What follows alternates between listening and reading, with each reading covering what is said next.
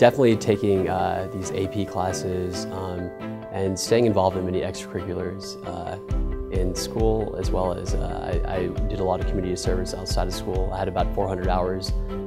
As well, I had been doing genetics research for 2 years coming into undergraduate.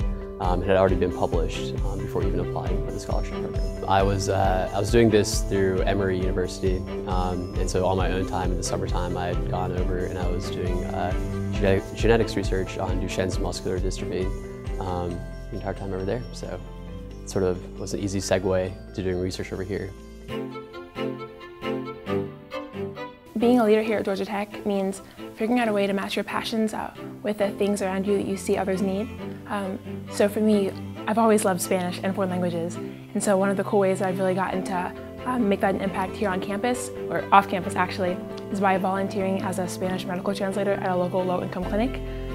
There's a huge need. The clinic serves a very wide demographic from all places all around Atlanta, and being a leader in this sense means that I could take something that I care about very passionately, speaking Spanish, and use it to the advantage of other people who really needed my skills and need me to be there with a doctor. And so I think being a leader on Tech's campus is figuring out a way to pair what you care about with what you see as the needs around you, and really running with it passionately.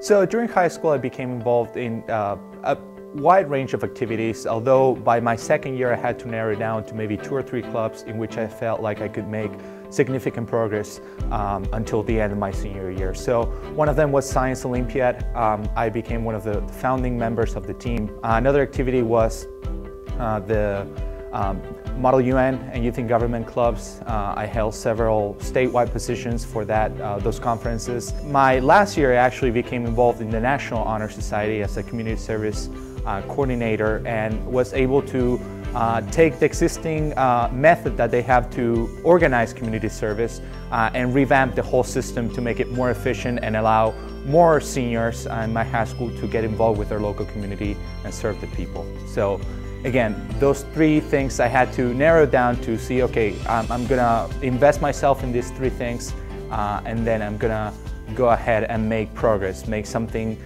better than it was before. So for example, I actually volunteered and directed a community health program in rural Mexico, in Oaxaca.